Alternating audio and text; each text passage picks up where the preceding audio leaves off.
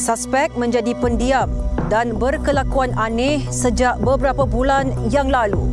Itu dakwaan seorang bapa mengenai insiden tragis melibatkan anak sulungnya yang berusia 14 tahun mencekik adik lelaki yang berusia 9 tahun sehingga maut.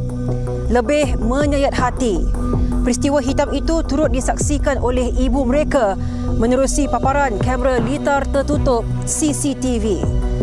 Rincian kes tersebut bersama wartawan Arisha Khalif.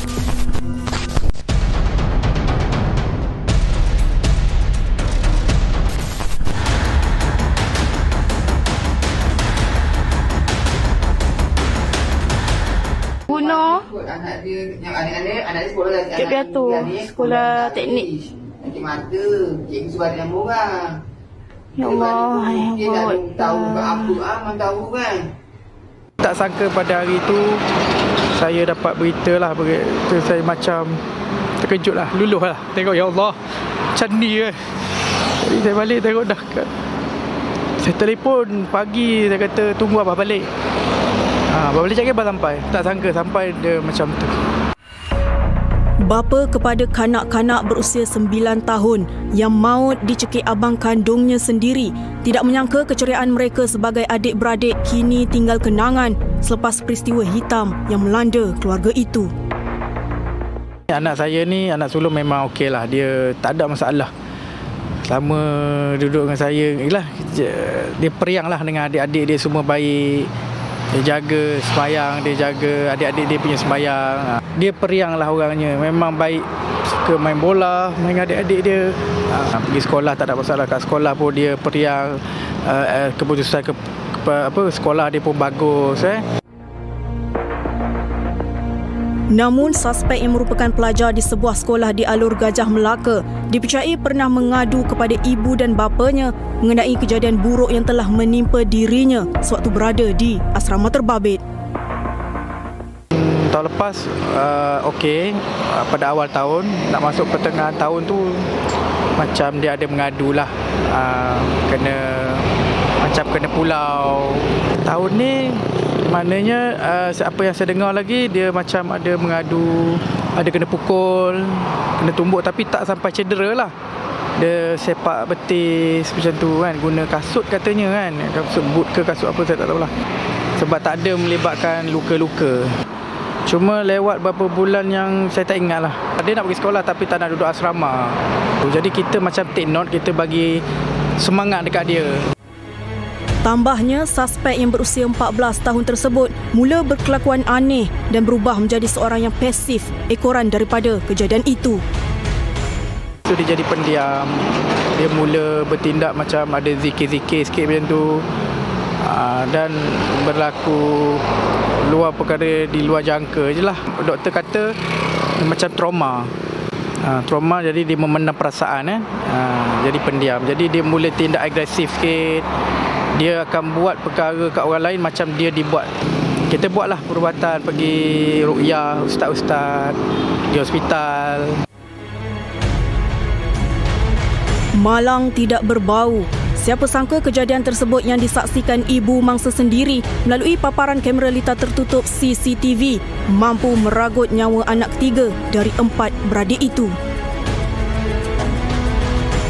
Beberapa minggu sebelum pada kejadian ni, keadaan dia okey. Alhamdulillah, kita nampak mana mungkin dia perlukan kasih sayang.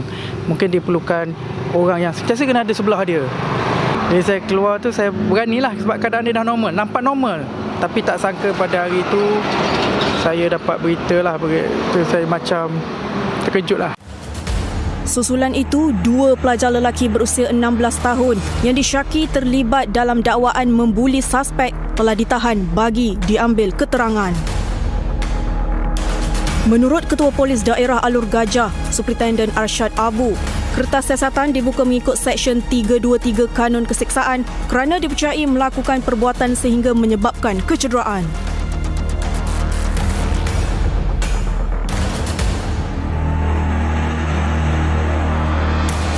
Rentetan kejadian pada 5 Julai lalu, kru 999 berkesempatan bertemu seorang jiran kepada keluarga mangsa yang dipercayai menjadi saksi di lokasi kejadian.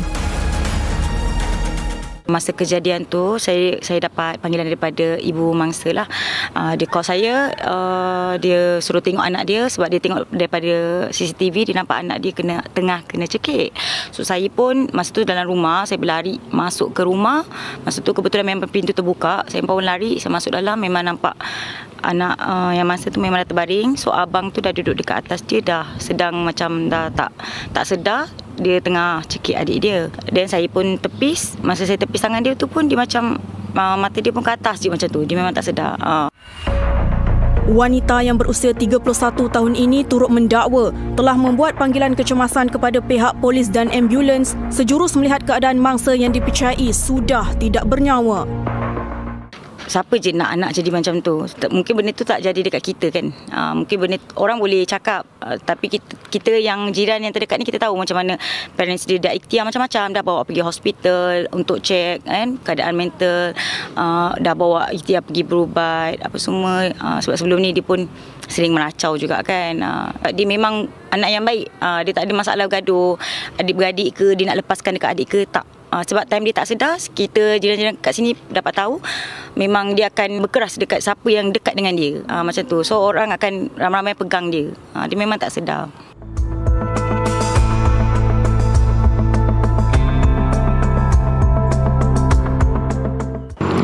Remaja tersebut ditahan reman selama 7 hari, iaitu bermula 6 Julai hingga esok 12 Julai. Perintah reman itu dikeluarkan oleh Magistrate Nurul Ashkin Rosli di Mahkamah Magistrate Air Keroh mengikut Seksyen 117 Kanun Prosedur Jenayah.